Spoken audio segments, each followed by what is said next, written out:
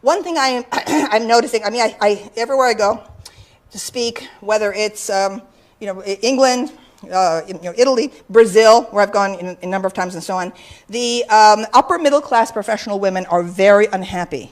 They're very unhappy. They may have power, they may have a nice lifestyle and so on, but the misery quotient is high.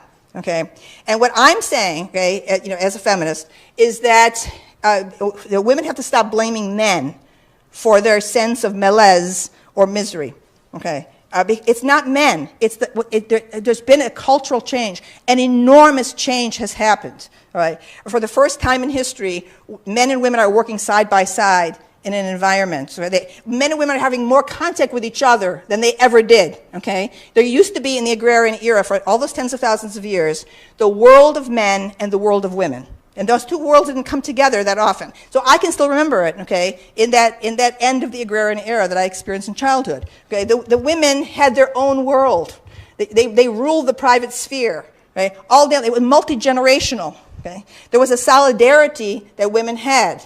They were in charge of a tremendous amount of life. And the men, you would come together for dinner, okay? But the men had their own world. And, I remember the men, when the men would come over to my grandmother's house, my grandfather would be sitting there. They would be drinking. I could smell the coffee with the anisette. They would put alongside of it, and the smoking, etc. And the men, we would have the men, okay? And then the women had their own thing, okay? So I think that what women are feeling right now is a sense of displacement, okay, and loneliness, okay, because it's the collapse of the extended family, okay, the multi-generational family, into this nuclear family. It could be that this nuclear family thing is toxic, okay, all right. This thing of like a man, a husband and a wife and children in a home, in a nice house.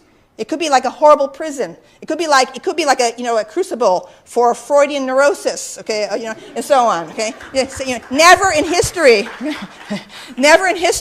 okay, have you had this entrapment of the children with the parents, okay. The parents are now, now they're responsible for everything, okay. And then the richer, the wealthier, okay, the more affluent, a wife and so on, with children, okay, the less likely she is going to be able to rely on neighbors, okay, to pitch in for her, okay. Can you imagine something Scarsdale, the wife or whatever, okay, something comes up, okay, she needs to run somewhere to do something, to say to her neighbor, okay, can you watch the kids for a couple of hours? Oh, sure, okay, that's really going to happen, okay.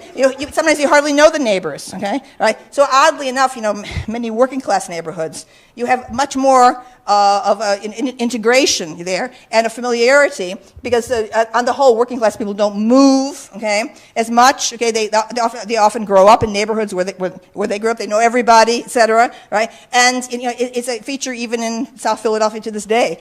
In those row houses in South Philadelphia, the Italian section, and so on, people sit on the stoop. Okay, they watch everything that goes by. Okay, they're monitoring the way kids behave in the street. Okay, there was a whole village quality. In the old village life, there was a sense of community and a sense of belonging, a sense of identity. And now today, people have to struggle. Young people have to struggle for an identity. Okay, have to struggle. Okay, everyone feels very displaced. Right.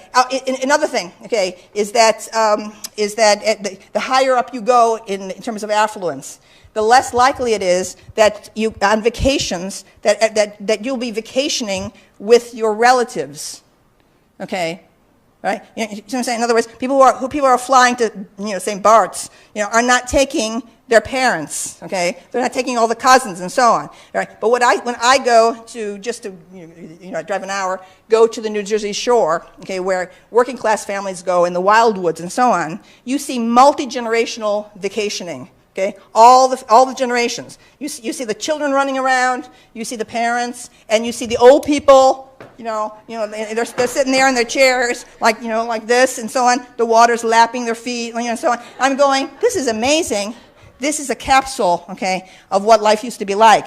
That contact among all the generations. Okay, and the same thing in Philadelphia, the parks, like Fairmount Park and so on. And any Sunday, any weekend, you go there, and it's working class families who are taking over the park benches, in the barbecue pits, and are spending the whole day there multi-generations, all together, free, okay, to go to the park, okay, right? So that's why you're getting more and more neurosis the higher up you go in terms of affluence, okay? You know, that's why you have some of the most privileged young people, you know, in our society getting into the elite schools and, you know, having to take antidepressants and, you know, throwing themselves out of windows and everything else, okay? Because mere material affluence isn't enough, okay, you know, for identity. So actually, the stronger personalities seem to be coming from working class culture, you know, because they have a sense of their own, you know, place in the universe. Okay? They aren't being shipped around every place. All right. So I think there's a lot of psychological ills in the culture. But I'm calling for a moratorium on this anti-male stuff. Okay. All right. Feminism has gotten very contaminated with anti-male rhetoric. It's completely unnecessary. Okay. All the problems in the world are not due to men. Okay. A lot of problems are due to this systemic change that happened, okay, in this new era that we belong to. All right, well, I mean, we want to have questions, so I should stop?